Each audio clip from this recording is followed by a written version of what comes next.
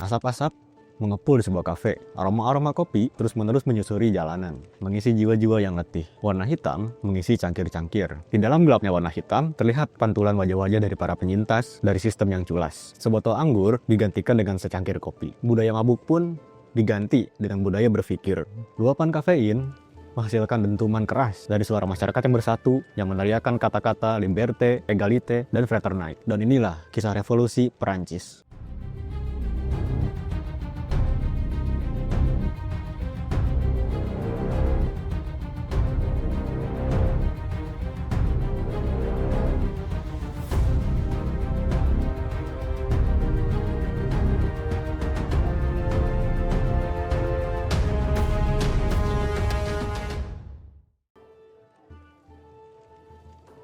Di abad ke-17, kopi mulai masuk ke Perancis, yang dibawa lewat perdagangan dari Ottoman dan Timur Tengah. Ini menggeser budaya lama masyarakat Perancis waktu itu, yang dimana sebelumnya minuman favorit para masyarakat Perancis itu adalah minuman beralkohol, misalnya kayak anggur. Gak kayak anggur, kopi itu ngasih sesuatu yang berbeda 180 derajat. Alih-alih mabuk, para peminum kopi justru jadi lebih fokus dan otaknya jadi lebih aktif buat berpikir. Dan di saat itulah, kopi jadi sebuah simbol kesadaran baru untuk masyarakat terpelajar. Awalnya, masyarakat Perancis sempat berhati-hati banget dengan kopi, karena kopi itu adalah bahan yang baru. Bahkan, banyak juga yang menganggap kalau kopi itu berbahaya. Tapi lama-kelamaan, Paris justru mulai jatuh cinta dengan rasa dan efek dari kopi. Kafe-kafe pun mulai bermunculan, dan jadi tempat berkumpul bagi para seniman, pedagang, politisi, dan juga penulis. Di sana, kelas sosial melebur, memulai perbincangan dan diskusi yang mengalir deras sambil ditemani dengan kepulan asap kopi. Dalam banyak hal itu jadi metafora bagi zaman baru. Kalau anggur itu adalah mimpi indah dalam dekapan mabuk, maka kopi itu ngasih dentuman keras yang bikin dada berdebar-debar. Minuman ini diam-diam mengubah kualitas landscape diskusi publik Prancis. Dari secangkir kecil, mulai lahir keberanian untuk memandang dunia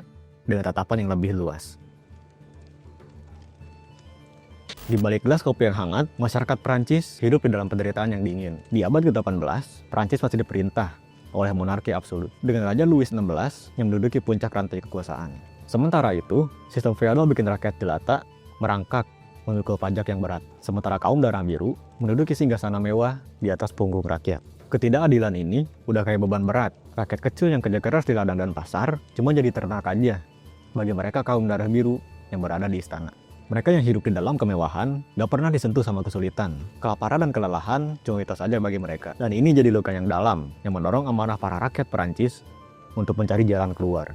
Kopi jadi tempat pelarian, sekaligus bahan bakar. Di kafe-kafe, rakyat yang tercerahkan pikirannya mulai mendiskusikan ketidakadilan ini. Kata-kata kesetaraan, kebebasan, dan persaudaraan merasuki dada setiap orang bersamaan dengan asap kopi. Seolah-olah setiap seruput kopi menjanjikan bahwa masa depan akan lebih berbeda. Dari wacana-wacana yang tumbuh di meja kecil itu, pilar-pilar monarki yang masih berdiri tegak akan segera digoncangkan. Kafe-kafe di Paris jadi pusat rumah gagasan. Voltaire, yang keras dalam melahirkan kritik tajam terhadap sistem pemerintahan monarki, mampu menghabiskan hingga 40 cangkir kopi seharinya. Rose, dengan the social kontraknya, menggugah keyakinan bahwa kekuasaan sejati itu ada di tangan rakyat. Diderot, dengan ensiklopedianya, menyebarkan ilmu pengetahuan ke lapisan masyarakat luas. Tokoh-tokoh inilah yang jadi bara api pertama, dan kopi jadi teman setiap perang mereka. Kafe perokok jadi ikon tersohor di Paris. Di sanalah Robespierre, Danton, dan Camille Desmoulins sering menyusun strategi, merancang pidato, dan menyulut semangat rakyat. Jean-Paul Marat, dengan tulisan-tulisannya yang berapi-api, menemukan ruang untuk menyalurkan gagasan revolusionernya. Bahkan, jauh sebelum menjadi kaisar, Napoleon Bonaparte sempat menyusuri kafe-kafe di Paris, menyerap atmosfer intelektual yang kelak akan membentuk dirinya menjadi anak zaman revolusi. Dari seberang lautan, tokoh kayak Benjamin Franklin ikut membaur, membawa aroma kebebasan Amerika ke dalam diskusi-diskusi Paris. Kafe-kafe di Paris waktu itu udah kayak kawah vulkanik yang menyimpan magma intelektual. Dari meja kayu sederhana, mulai lahir doktrin kebebasan dan persaudaraan. Dari secangkir kopi yang pahit dan gelap, rakyat menemukan cerminan manisnya harapan. Dan dari pusaran ide itu, mulai lahir generasi baru, termasuk Napoleon, yang kelak jadi buah manis dan pahitnya dari revolusi Perancis. Gerakan titik balik pun dimulai di tahun 1789. Rakyat yang lelah dan muak dengan penindasan akhirnya ikut bergerak. Bastille, yang waktu itu jadi sebuah penjara, simbol kekuasaan tirani, menjadi sasaran. Ketika akhirnya benteng itu jatuh di tangan rakyat, di tanggal 14 Juli. Dunia tahu kalau Prancis itu sedang memasuki babak baru. Pasukan revolusioner waktu itu jadi bentuk persatuan antara militer dan rakyat jelata yang berani untuk mengangkat senjata. Para petani, pedagang, tukang yang dulunya bungkam akhirnya berani untuk ikut melangkah. Revolusi yang dulunya cuma wacana di kafe aja, kini jadi dentuman yang nyata di jalanan, jeritan di alun-alun, dan darah di batu-batu kota Paris. Semuanya dilakukan demi menyajikan kepala para darah biru di atas piring perak. Kekuatan rakyat sekarang itu udah kayak banjir besar yang menghancurkan bendungan tua. Monarki yang kelihatannya kokoh banget itu akhirnya mulai runtuh. Semangat revolusi merambah dari sebuah kafe yang rapuh sampai ke sebuah istana yang kokoh banget. Raja Louis XVI juga udah gak bisa lagi tuh buat sembunyi di balik istana mewahnya itu.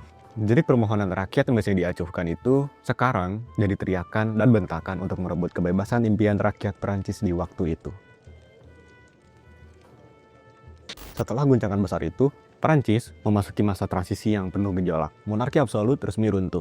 Dan buat pertama kalinya di dalam sejarah, rakyat berhasil buat menguasai panggung politik. Sidang nasional pun akhirnya dibentuk, dan gagasan republik mulai dijalankan. Di tahun 1793, Raja Louis XVI akhirnya dieksekusi. Biarpun perjalanannya tetap gak mudah, tapi dari situ akhirnya lahirlah tatanan yang baru, yaitu sistem pemerintahan republik. Sistem yang gak akan membungkam suara rakyat. Republik yang baru lahir itu udah kayak bayi, masih rapuh tapi penuh harapan. Biarpun perjalanan setelahnya itu masih banyak pergolakan, tapi satu hal udah berubah. Rakyat Perancis berhasil buat ngebuktiin. Rakyat Perancis telah membuktikan bahwa dari meja kopi yang sederhana bisa buat menulis ulang sejarah bangsanya. Segitu aja pembahasan gua tentang revolusi Perancis. Gue minta maaf dan mohon koreksinya di kolom komentar ya. Kalau ada yang salah dari cara penyampaian gua, atau ada informasi yang kurang jelas. Jangan lupa buat subscribe, like, dan share konten ini ya. Terima kasih buat kalian semua.